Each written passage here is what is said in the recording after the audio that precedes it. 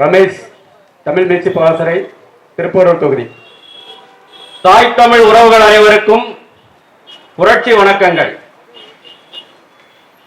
அதிபுத்திசாலித்தனமான வாக்காளர்களும் அதிபுத்திசாலித்தனமான ஆட்சியாளர்களும் நம்மை ஆண்டு கொண்டிருந்தால் மின்கட்டண உயர்வு, சொத்து வரி உயர்வு, கள்ளச்சாராய சாவுகள், சாதி மத இன மோதல்கள், சாதிய படுகொலைகள், ஆணவ படுகொலைகள், கனிமவள கொள்ளை, லஞ்சம், ஊழல் இது போன்றவைகள் சர்வ சாதாரணமாக நடப்பது இயல்புதான் என்கிறது ஒரு திராவிட தத்துவம். இது அனைத்துமே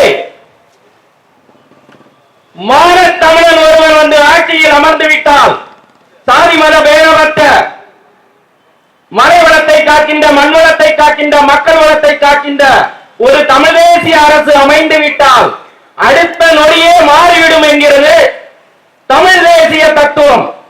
இந்த இரண்டு தத்துவங்களுக்கும் இடையிலான போட்டியில 2026 ஆட்சி அரியணையில் ஏறி தமிழ் தேசிய அரசானது அண்ணன் செந்தமிழன் சீமான் அவர்கள் தலைமையிலே அமைந்து இனி தமிழகத்திலே எந்த இடத்திலேயும் கண்டன ஆர்ப்பாட்டங்கள் நடைபெறப் போவதில்லை. மின்கட்டண உயர்வுக்கு எதிராக, சாதிய மத படுகொலைகளுக்கு எதிராக, கூலிப்படைகளுக்கு எதிராக, மின்கட்டண உயர்வுக்கு எதிராக இது போன்ற பல போராட்டங்கள் நடத்த தேவை இருக்காது.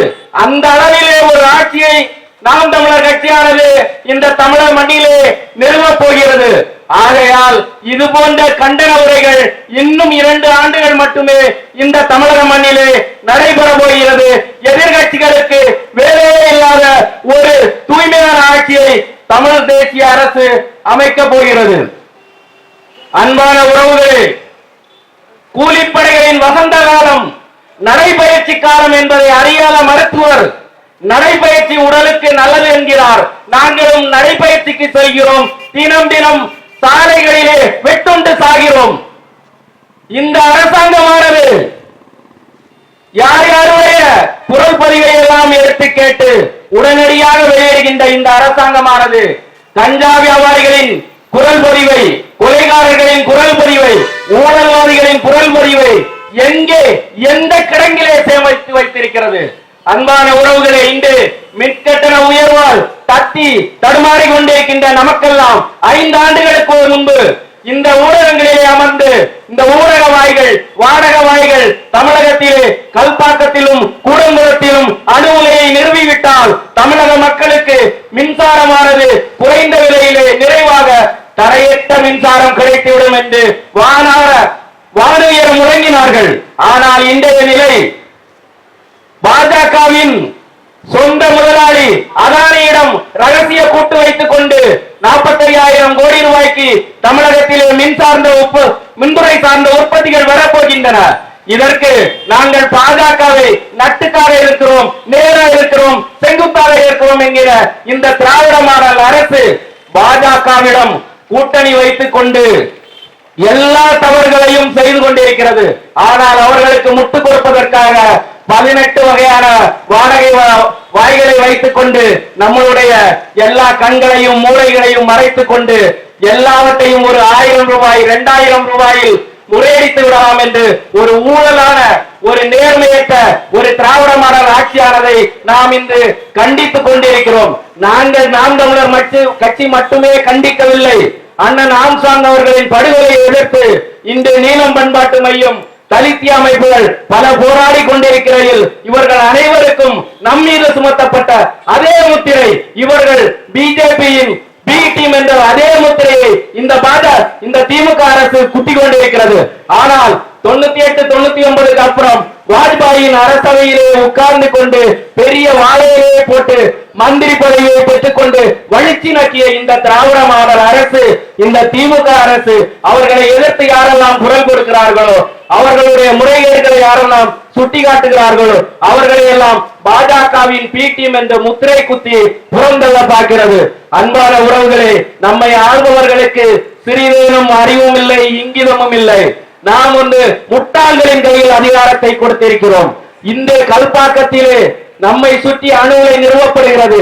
இந்த அணு உலையை பற்றிய அறிவு, யுரேனியம் என்றால் என்ன, தோவியம் என்றால் என்ன, D2 என்கிற H2 வாட்டர் என்றால் என்ன, ஸ்வென் பியூல் என்கிற அணு கழிவு என்றால் என்ன என்று தெரியாத அடி அடி அடி அடி அடி புத்திசாலிகளிடம் இந்த அரசாங்கம் நடைபெற்றுக் கொண்டிருக்கிறதால் இதுவரை வெளியே வந்திருக்கிற அணு கழிவுகளை சேமித்து வைப்பதற்கான எந்த திட்டங்களும் இல்லை. ஆனால் இந்த பகுதியிலே சுற்றி வாழக்கூடிய ஆதித்தமிழர்களும் வன்னியர்களும் செறிவாக நிறைந்திருக்கக்கூடிய இந்த பகுதியிலே அணுகுறையானது கல்பாக்கத்திலே தொடர்ச்சியாக நிறுவப்பட்டுக் கொண்டிருக்கிறது. உங்களிடம் வாக்கு கேட்டு வர இருக்கின்ற அண்ணன் திருமாவிடம் கேளுங்கள், அண்ணன் ரம்மணி ராமராஜிடம் கேளுங்கள். இந்த கல்பாக்கம் அணு உலையிலே இருந்து வருகின்ற அணுக்கழிவானதை எங்கே வைக்கப் போகிறீர்கள்? ஆதித்தமிழர் தலைமுறை பாதிக்கப்படுமே, வன்னியர் தலைமுறை பாதிக்கப்படுமே, இதை எங்கே வைக்கிறீர்கள் என்று பாஜகவை தோளில் சுமந்து வந்திருக்கிற அண்ணன் ராமதாசிடம் கேளுங்கள், அண்ணன் திருமாவளவன் அவர்களிடம் கேளுங்கள். கேட்டுவிட்டு அவர்களுக்கு வாக்களியுங்கள். அடுத்த தலைமுறைக்கு வாக்கரிசியை போடுகிற கொள்ளிக்கட்டையாக இப்போது கல்பாக்கத்திலே அணு உலையானது செயல்பட்டுக் கொண்டிருக்கிறது. அந்த அணு உலையில் இருந்து 10 காசுக்கு பயனில்லாத அணு கழிவுகள் வருகிறது. அதிலிருந்து ஆயுதங்கள் மட்டுமே தயாரிக்க பயன்படுகிறதே தவிர கூடங்குளத்திலும் கல்பாக்கத்திலும் இருந்து தயாரிக்கப்படுகின்ற மின்சாரத்தால் தமிழகத்தின் மின் தட்டுப்பாடு குறையவில்லை, மின் விலை குறையவில்லை. ஆகவே தமிழர்களுக்கு பயன்படாத இந்த அணு உலைகளை கலட்டி எரிய சொல்லி கேளுங்கள், நாங்களும் கேட்போம். இந்த மண்ணிலே நாம் தமிழர் கட்சியானது அரசில் அமையும் போது நமக்கு தமிழர்களுக்கு அச்சுறுத்தலாக இருக்கின்ற இந்த கேடுகட்ட திட்டங்கள் உடனடியாக தடுத்து நிறுத்தப்படும். அன்பான உறவுகளே, திமுக எதிர்கட்சியாக இருக்கும் போது அவர்களுக்கு மக்கள் பிரச்சனை என்றால் நட்டுக்கும். அவர்கள் ஆளுங்கட்சியாக மாறிவிட்டால் மக்கள் பிரச்சனை என்றால் படுத்து விடுவார்கள். அதற்கு 1000 காரணங்கள் சொல்வார்கள். திராவிட இளவரசி கனிமொழி பாராளுமன்றத்திலே சென்று பேசுவார், ஆணவ கொலைகளை தடுப்பதற்கு தனி சட்டம் வேண்டும் என்று. அவருடைய அண்ணன் சட்டமன்றத்திலே பேசுவார், ஆணவ கொலைகளை தடுப்பதற்கு தனி சட்டங்கள் தேவையில்லை, இப்போது இருக்கிற சட்டங்களே போதும் என்று. திராவிட இளவரசி தமிழகத்திலே சாராயத்தால் இளம் விதவைகள் அதிகமாகிவிட்டார்கள் என்று இங்கே முழங்குவார். அவருடைய அண்ணனும் அவருடைய அடிவருடிகளும் சாராய கடைகள் படிப்படியாக குறைக்கப்படும் என்பார்கள். அன்பான உறவுகளே, இறைவனுக்கு படைக்கப்படுகின்ற ஒரு உணவு, இறைவனுக்கு படைக்கப்படுகின்ற ஒரு படையல் தான் கள். இது தமிழனின் பாரம்பரியமான ஒரு மதுபானம். அது மதுபானம் அல்ல, மூலிகை சாறு. நாங்கள் மேடைகள் தோறும் முடங்கி வருகிறோம். இந்த கள்ளச்சாராய கர்மத்தை தடுப்பதற்கு மனிதனின் உடல்நிலையை பாதிக்காத கள், தென்னம்பால், பனம்பாலை இறக்குவதற்கு நாம் தமிழர் கட்சியானது வழிவகை செய்யும். மக்களை இளம் வயதில் இளம் விதவைகள் உருவாவதற்கு காரணமாக இருக்கின்ற இந்த மதுவை விரட்டிவிட்டு இந்த மது ஆலைகளை நடத்துகின்ற திராவிட மந்திரிகளிடம் இருந்து இந்த ஆட்சியை புடுங்குவதற்காகவாவது நீங்கள் நாம் தமிழரை நோக்கி திரும்ப வேண்டும். இந்த கண்டனங்கள், இந்த கண்டன உரைகள் எதுவுமே உங்கள் காதுகளை தொடாமல் இருந்தாலும் நாங்கள் தொடர்ச்சியாக முழங்கிக் கொண்டிருப்போம். அன்பான உறவுகளே, கள்ளச்சாராய விடயத்தை மட்டும் கூறிக்கொண்டு நான் உங்களிடம் இருந்து விடைபெறுகிறேன்.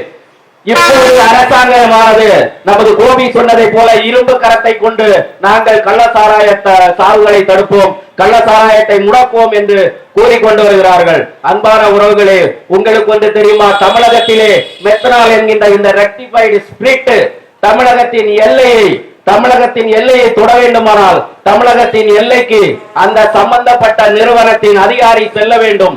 அந்த வண்டியிலே தமிழக காவல்துறை உட்கார வேண்டும். அப்படி உட்கார்ந்தால் மட்டுமே தான் தமிழகத்திற்கு 1 லிட்டர் மெத்தனாலை தமிழக மண்ணிலே 1 லிட்டர் மெத்தனால் வந்து நுழைய முடியும்.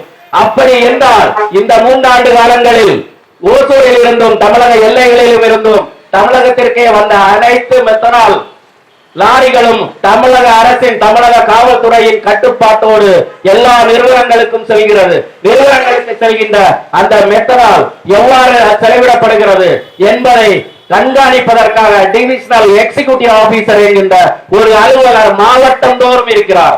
அவருடைய கையொப்பம் வேண்டும். நாங்கள் இத்தனை லிட்டர் மெத்தனாலை இதற்காக பயன்படுத்தி இருக்கிறோம், இத்தனை லிட்டர் மெத்தனால் இங்கே இருக்கிறது, இதற்கு மேல் நாங்கள் வாங்குவதற்கு அனுமதி வேண்டும் என்று அவரிடம் முன் அனுமதி பெற்றால் மட்டும்தான் மெத்தனால் வாங்க முடியும்.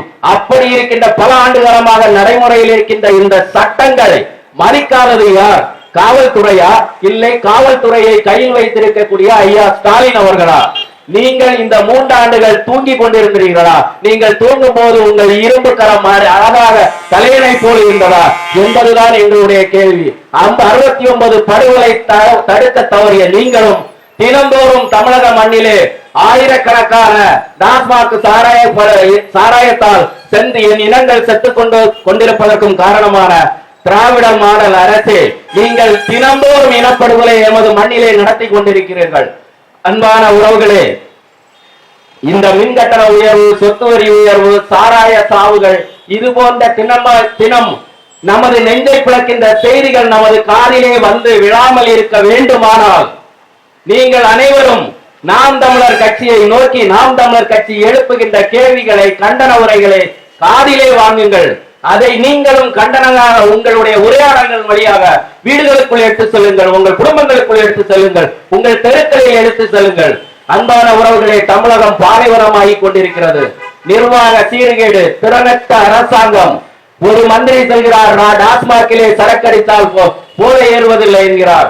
ஒரு மந்திரி நமது முதலமைச்சருக்கு பலகாரத்துக்கும் பாலியல் பலாத்காரத்துக்கும் வித்தியாசம் தெரியாத முதல்வர், புற்றுநோய் கட்டிக்கும் புற்றுநோய் கட்டிடத்துக்கும் வித்தியாசம் தெரியாத விளையாட்டுத்துறை அமைச்சர், மதுப்பிரியர்கள் என்று தான் இவர்களை குறிப்பிட வேண்டும். குடிகாரர்கள் என்றால் எனக்கு கோபம் வந்துவிடும் என்கிற ஒரு மதுவிலக்கு ஆயத்துறை அமைச்சர்.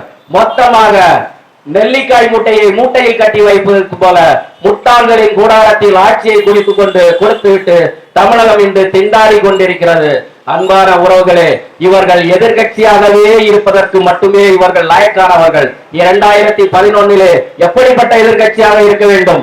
நாம் தொடர்ச்சியாக இவர்களை 5 ஆண்டுகள் எதிர்கட்சியாக கூட இல்லாமல் கூப்பிலே உட்கார வைத்தோமோ, அதுபோல இனி வருகின்ற எதிர்காலங்களில் திமுக தொடர்ச்சியாக எதிர்கட்சி அந்தஸ்தை பெற முடியாத அளவுக்கு தமிழக சட்டமன்றத்திலே அவர்களை உருவாக்கி இது போன்ற கண்டன ஆர்ப்பாட்டங்கள் தமிழகத்திலே நிகழாமல் இருக்க வேண்டுமானால் நீங்கள் நாம் தமிழர் கட்சியிடம் ஆட்சி அதிகாரத்தை தாருங்கள். நாம் தமிழர் கட்சி அண்ணன் செந்தமிழன் சீமான் அவர்கள் தலைமையில் ஒரு தூய்மையான தமிழ் தேசிய அரசை தரும் என்று உறுதி கூறிக்கொண்டு பேசுவதற்கு வாய்ப்பளித்த அனைவருக்கும் நன்றி பாராட்டி விடைபெறுகிறேன். நாம் தமிழர். வேறகு தலைவர் வாழ்க.